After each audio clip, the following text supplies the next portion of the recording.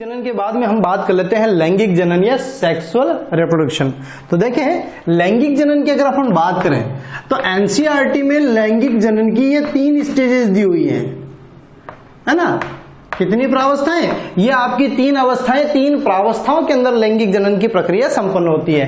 पहला आ जाता है आपका प्लाज्मोगैमी। देखो प्लाज्मो वर्ड रिप्रेजेंट करता है कोशिका द्रव्य को, है ना, साइटोप्लाज्म को या प्रोटोप्लाज्म आप कह सकते हैं। और प्लस गैमी वर्ड की बात करें तो गैमी वर्ड का मतलब यहां पर होता है फ्यूजन। तो एक तरीके से आप क्या कह सकते हैं, कोशिका द्रव्य संलयन हो गया ये, है ना। तो प्लाज्मोगैमी को हम क्या कहेंगे, कोशिका द्रव्य संलयन। दूसरी प्रावस्था जो है आपकी वो आती है कैरियोगैमी, जिसे हम कहते हैं केंद्रक द्रव्य संलयन। क्यों केंद्रक द्रव्य संलयन क्यों कहा? क्योंकि जहां कहीं बायोलॉजी में वर्ड आ जाता है ना कैरियो, तो ये कैरियो वर्ड हमेशा किसको रिप्रेजेंट करता है, न्यूक्लियस को रिप्रेजेंट करता है। और गैमी वर्ड का मतलब आप जानते हैं फ्यूजन। तो क्या हो गया, न्यूक्लियस फ्यूज हो रहे हैं, केंद्रक आपस में संलयित हो रहे हैं, तो आप इसे केंद्रक संलयन या केंद्रक द्रव्य संलयन कह सकते हैं। और मियोसिस के बारे में आप बहुत अच्छी तरीके से जानते हैं, अर्धसूत्री विभाजन। क्योंकि जहां लैंगिक जनन है, जहां सेक्सुअल रिप्रोडक्शन है, वहां कंफर्म अर्धसूत्री विभाजन होगा ही होगा। और क्यों होगा? बिकॉज ऑफ वेरिएशन डेवलप होने के लिए या हैप्लॉइड गैमेट फॉर्मेशन के लिए, हैप्लॉइड ऑफ स्प्रिंग प्रोडक्शन के लिए मियोसिस की क्या होती है, रिक्वायरमेंट होती है। उसके बाद में देखें ये प्रोसेस, ये तीनों स्टेज तो हम पढ़ रहे हैं। इसके अलावा एक पॉइंट आपको इंपॉर्टेंट जो ध्यान में रखना है कि हमने अभी स्टडी किया था कि अलैंगिक जनन के अंदर बीजाणु होते हैं, जैसे जूस्पोर होते हैं, एप्लेनोस्पोर होते हैं, कोनिडिया होते हैं। ये सारे के सारे क्या हैं, ये अलैंगिक जनन बीजाणु हैं। कैसे बीजाणु हैं? अलैंगिक जनन बीजाणु। लेकिन कभी आपको अगर डिफरेंस पूछ ले या फिर आपको पूछ ले निम्न में से लैंगिक जनन में भाग लेने वाले बीजाणु हैं, तो आपको ध्यान में रखना है ऊस्पोर या जाइगोस्पोर एक ही है। उसके अलावा एस्कोस्पोर्स और बेसिडियोस्पोर्स। तो ये 3 प्रकार के आपको यहां पर क्या देखने को मिल रहे हैं, सेक्सुअल स्पोर्स देखने को मिल रहे हैं। एक है आपका ऊस्पोर या जाइगोस्पोर, ठीक है ना, दूसरा है आपका एस्कोस्पोर्स और तीसरा है आपका ये बेसिडियोस्पोर्स। 3 प्रकार के आपको सेक्सुअल स्पोर्स देखने को मिलेंगे। अब बात कर लेते हैं अपन तीनों फेज की कि किस प्रकार से अर्धसूत्री विभाजन, प्लाज्मोगैमी और कैरियोगैमी फंजाई के अंदर कंप्लीट होता है। तो देखें सबसे पहली चीज कि आपके पास में देखिए कोई फंजाई है, उसमें सेक्स सेल या फिर जर्म सेल, जिन्हें हम कहते हैं जनन कोशिकाएं, 2 जनन कोशिकाएं उपस्थित हैं, 2 अगुणित जनन कोशिकाएं, जिन्हें आप जनरली गैमेट से इंट्रोड्यूस करते हैं, ठीक है ना। अब ये जो सेक्स सेल है, जर्म सेल, इनमें सबसे पहला होता है प्लाज्मोगैमी।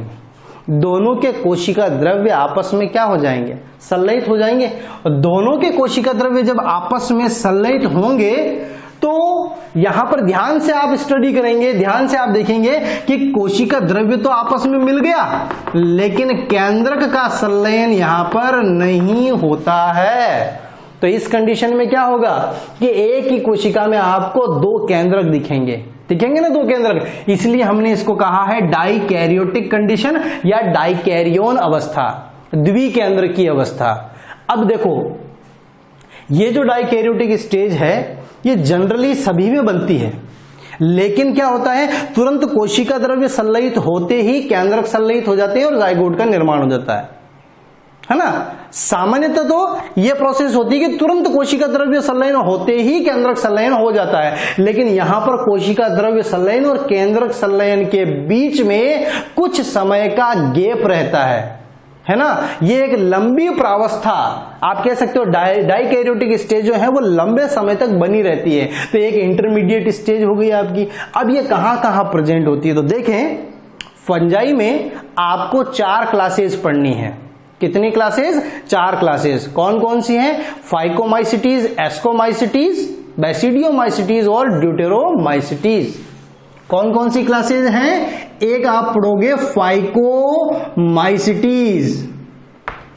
दूसरा आ जाता है एस्कोमाइसिटीज, तीसरा आ जाएगा यहां पर बैसिडियोमाइसिटीज, और चौथा आ जाता है आपका ड्यूटेरोमाइसिटीज। ठीक है ना, ड्यूटेरोमाइसिटीज। अब उसमें से एक पॉइंट आपको यहीं पर ध्यान में रखें, आगे वैसे फर्दर में डिटेल से इसको बताने वाला हूं। ड्यूटेरोमाइसिटीज जो है उसमें लैंगिक जनन अनुपस्थित होता है। तो अगर सोचो कि लैंगिक जनन अगर अनुपस्थित है तो क्या ये सारी स्टेजेस प्रेजेंट होगी? नहीं होंगी, क्योंकि सेक्सुअल रिप्रोडक्शन की स्टेजेस है। तो ड्यूटेरोमाइसिटीज के अंदर तो ये चीजें प्रेजेंट होती ही नहीं है। बच्ची कितनी? 3 क्लासें, फाइकोमाइसिटीज, एस्कोमाइसिटीज और बैसिडियोमाइसिटीज। तो आप ध्यान रखें, फाइकोमाइसिटीज के अंदर कोशिका द्रव्य संलयन के साथ साथ केंद्रक संलयन हो जाता है, यानी डाइकैरियोटिक कंडीशन इसके अंदर एब्सेंट होती है। बच्ची क्या? बच्ची आपकी एस्कोमाइसिटीज और बैसिडियोमाइसिटीज। तो इन दोनों क्लासेस में आपको क्या देखने को मिलेगी? डाइकैरियोटिक। तो मैं यहां पर लिख देता हूं एस्कोमाइसिटीज एंड बैसिडियोमाइसिटीज। इन दोनों क्लासेस के अंदर यह अवस्था क्या होती है? उपस्थित होती है। अब देखें, डाइकैरियोटिक स्टेज के बाद में हम बात करेंगे दोनों के केंद्रक आपस में क्या हो गए? संलयित हो गए।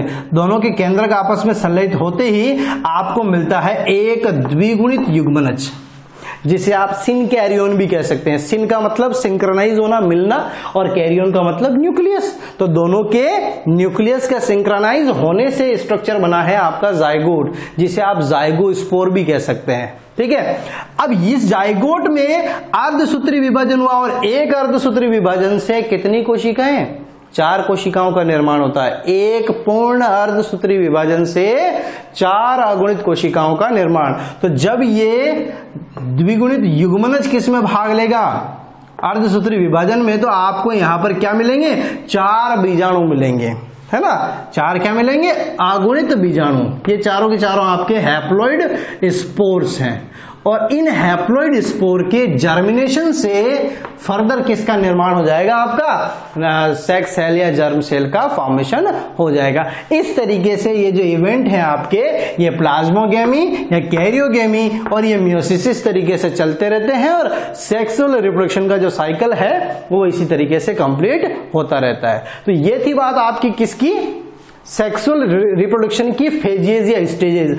अब हम बात कर लेते हैं यहां पर सेक्सुअल रिप्रोडक्शन के मेथड, जो कि एनसीईआरटी में दिए नहीं है, लेकिन फिर भी हम थोड़ा सा इसके बारे में बात करेंगे। नेक्स्ट हम बात कर लेते हैं मेथड्स ऑफ सेक्सुअल रिप्रोडक्शन। तो देखिए, जनरली एनसीईआरटी में ये चीजें नहीं है। एनसीईआरटी में मैकेनिज्म दिया हुआ है, या एनसीईआरटी में क्या है कि सेक्सुअल रिप्रोडक्शन की जो प्रोसेस है उसमें कौन कौन सी स्टेजेस होती है। तो 3 स्टेजेस आपने पढ़ी है अभी, कौन कौन सी? Plasmogamy, karyogamy and meiosis. उसके बाद में देखिए मेथड्स के बारे में थोड़ी सी हम इंफॉर्मेशन ले लेते हैं यहां पर। तो सबसे पहली चीज देखें आप कि जो सेक्सुअल रिप्रोडक्शन जो है जिसमें गैमेटोएंजिया, अब गैमेटोएंजिया का मतलब होता है सीधा सा कि युग्मक धानी। क्या कहेंगे आप इसको? युग्मक धानी। और युग्मक धानी से अभिप्राय क्या? हम एक वर्ड यूज लेते हैं ना, स्पोरेंजिया, और स्पोरेंजिया वर्ड का मतलब होता है बीजाणुधानी, है ना। इसका मतलब क्या होता है? बीजाणुधानी, जिसमें बीजाणु का निर्माण होता है, परिवर्तन होता है, उसे हम कहते हैं बीजाणुधानी। तो सेक्सुअल रिप्रोडक्शन के अंदर गैमेट्स जहां पर बनते हैं उसे हम क्या कहेंगे? गैमेटेंजिया। तो जिसके अंदर युग्मक उत्पन्न होते हैं, युग्मकों का मैचुरेशन वगैरह होता है, वो गैमेटेंजिया। अब देखें सेक्सुअल रिप्रोडक्शन के यहां पर कितने मेथड है भाई? 2 मेथड आपको देखने को मिल रहे हैं। 2 मेथड कौन कौन से हैं? एक है आपका गैमेटेंजियल कॉन्टेक्ट और दूसरा है गैमेटेंजियल कॉपुलेशन। मैं आपको पहले ही बता चुका हूं, टॉपिक एनसीईआरटी में नहीं है, लेकिन आपके नीट के पॉइंट ऑफ व्यू से बहुत इंपॉर्टेंट है। गैमेटेंजियल कॉन्टेक्ट और गैमेटेंजियल कॉपुलेशन, दोनों में क्या डिफरेंस है? लगभग सिमिलर प्रोसेस है, लेकिन जो डिफरेंस है वो मैंने आपको यहां पर मेंशन कर दी है कि अगर बात करेंगे गैमेटेंजियल कॉन्टेक्ट की, तो एक ही माइसीलियम के 2 कवक तंतु भाग लेते हैं। माइसीलियम सिंगल है, लेकिन 2 फंगल हाइफी पार्टिसिपेट करती है, 2 कवक तंतु भाग लेते हैं।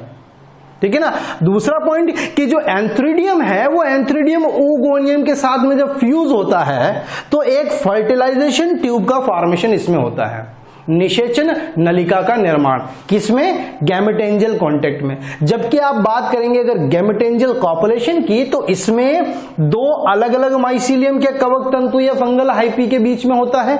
और दूसरा पॉइंट आपको देखना है यहां पर कोई फर्टिलाइजेशन ट्यूब का फॉर्मेशन नहीं होता। अब ये होता क्या है फर्टिलाइजेशन ट्यूब, क्या लफड़ा है यहां पर, ये क्या फंडा है। तो देखिए सिंपल सी चीज कि एक ही माइसीलियम के दो कवक तंतु भाग ले रहे हैं, इसमें एक कवक तंतु पर एंथ्रीडियम का निर्माण होगा, दूसरी कवक तंतु पर ओगोनियम का निर्माण होगा, ठीक है ना।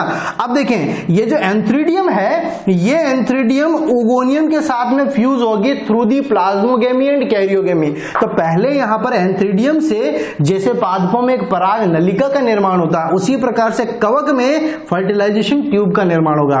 तो एंथ्रीडियम से एक ट्यूब का निर्माण होता है जो किसके अंदर प्रवेश करती है, ओगोनियम के अंदर, और इसी के माध्यम से ये अपने न्यूक्लियस को कहां ट्रांसफर कर देगी, ओगोनियम में, और इसके फलस्वरूप आपको एक द्विगुणित जाइगोट जाइगोस्पोर या ओस्पोर का निर्माण हो जाएगा, ठीक है ना। तो एक सिंपल सा कंसेप्ट था। अब इसी कंसेप्ट को हम थोड़ा सा डिटेल से पढ़ लेते हैं। देखें मैंने आपको क्या कहा, गैमेटेंजियल कांटेक्ट, जो आपका गैमेटेंजियल कांटेक्ट है, इस गैमेटेंजियल कांटेक्ट में मैंने क्या कहा, एक सिंगल माइसीलियम प्रेजेंट होता है, एक माइसीलियम है आपका कॉमन माइसीलियम, ठीक है ना। और इस एक माइसीलियम में देखिए दो फंगल हाइफी लिए मैंने, एक फंगल हाइफी या दूसरी फंगल हाइफी। तो हमने कहा ना कि एक ही माइसीलियम के दो कवक तंतु भाग लेते हैं, एक कवक तंतु ये रहा फंगल हाइफी, दूसरा आपका ये रहा। एक कवक तंतु पर किसका निर्माण, एंथ्रीडियम का निर्माण होने वाला है, जिसे हम पूधानी कहते हैं, जिसे हम मेल रिप्रोडक्टिव ऑर्गन भी कह सकते हैं। दूसरी फंगल हाइफी पर ओगोनियम का निर्माण हो रहा है, जिसे हम क्या कहेंगे, फीमेल रिप्रोडक्टिव ऑर्गन। तो ये भी ध्यान में रखें, एंथ्रीडियम किसको रिप्रेजेंट करता है, एंथ्रीडियम रिप्रेजेंट करता है मेल रिप्रोडक्टिव ऑर्गन को, और जो ओगोनियम है वो रिप्रेजेंट करता है फीमेल रिप्रोडक्टिव ऑर्गन को। अब एक आपकी पूधानी हो गई, एक अंडधानी यानी नर जन्नांग मादा जन्नांग। आपको बहुत अच्छी तरीके से पता है कि नर जन्नांग के अंदर नर युग्मकों का निर्माण और मादा जन्नांग के अंदर मादा युग्मकों का निर्माण होता है। तो जो एंथ्रीडियम है, एंथ्रीडियम में क्या प्रेजेंट होगा, मेल न्यूक्लियस, और जो ओगोनियम है उस ओगोनियम में क्या बनने वाला है, फीमेल न्यूक्लियस। तो चूंकि अपन बात करते हैं यहाँ पर सेक्सुअल फर्टिलाइजेशन की, तो सेक्सुअल फर्टिलाइजेशन में तीन इवेंट आ जाते हैं, एक गैमेटोजेनेसिस युग्मकों का निर्माण, दूसरा गैमेट का फ्यूजन है ना, युग्मकों का संलयन होना, और तीसरा आ जाता है यहाँ पर जाइगोट का निर्माण, युग्मनज का निर्माण। तो ये देखिए मेल न्यूक्लियस और फीमेल न्यूक्लियस ये किसमें बने हैं, ये आपके क्रमशः एंथ्रीडियम और ओगोनियम के अंदर बने हैं। दोनों आपस में फ्यूज होते हैं थ्रू दी फर्टिलाइजेशन ट्यूब। अब देखें ये कॉमन प्रोसेस है, मैं फिर बता रहा हूं, मेल न्यूक्लियस फीमेल न्यूक्लियस से फ्यूज होगा, किसके थ्रू, ये रही आपकी बीच में जो सेंटर में एक ट्यूब दिख रही है, इसको हम बोलते हैं फर्टिलाइजेशन ट्यूब। तो फर्टिलाइजेशन ट्यूब के थ्रू फ्यूज हो गई। जैसे ही फ्यूज होती है क्या होता है, पहले प्लाज्मोगेमी होगी, कोशिका द्रव्य संलयन, तो दोनों युग्मक जो हैं उनका क्या मिलने वाला है, कोशिका द्रव्य मिलने वाला है। और फिर आती है कैरियोगेमी। कैरियोगेमी का मतलब होता है केंद्रक संलयन, तो पहले कोशिका द्रव्य संलयन फिर केंद्रक संलयन, फलस्वरूप क्या बनता है, तो निषेचन का एट लास्ट परिणाम रिजल्ट क्या है, हमेशा आपको एक द्विगुणित युग्मनज मिलने वाला है। क्या मिलने वाला है, द्विगुणित युग्मनज। अब देखें द्विगुणित युग्मनज को आप यहां पर ओस्पोर या जाइगोस्पोर्स भी कह सकते हैं। तो नाम क्या हो गया, जाइगोट हो गया, ओस्पोर हो गया या जाइगोस्पोर हो गया। कैसी होती है इसकी प्लॉइडी, ध्यान में रख लेना, कैसा स्ट्रक्चर है, ये डिप्लॉइड स्ट्रक्चर है। अब इस जाइगोट के अंदर अर्धसूत्री विभाजन के द्वारा अगुणित बीजाणुओं का निर्माण होता है।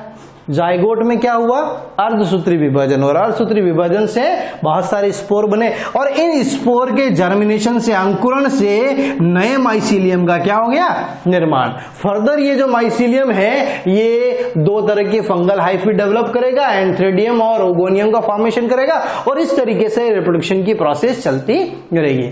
ये थी बात किसकी, गैमेटेंजियल कांटेक्ट की। अगर मैं बात करूं गैमेटेंजियल कॉपुलेशन की, तो यहां पर क्या हो जाएगा, दो अलग अलग माइसीलियम हो जाएंगे, एक माइसीलियम से एक फंगल आईपी, दूसरी माइसीलियम से दूसरी फंगल आईपी, और आगे की जो प्रोसेस है वो कॉमन है, बिल्कुल सेम होगी, केवल आपको ध्यान में रखना है फर्टिलाइजेशन ट्यूब का फॉर्मेशन गैमेटेंजियल कॉपुलेशन के अंदर नहीं होता है। तो ये थी बात आज की आपकी सेक्सुअल रिप्रोडक्शन इन फंजाई।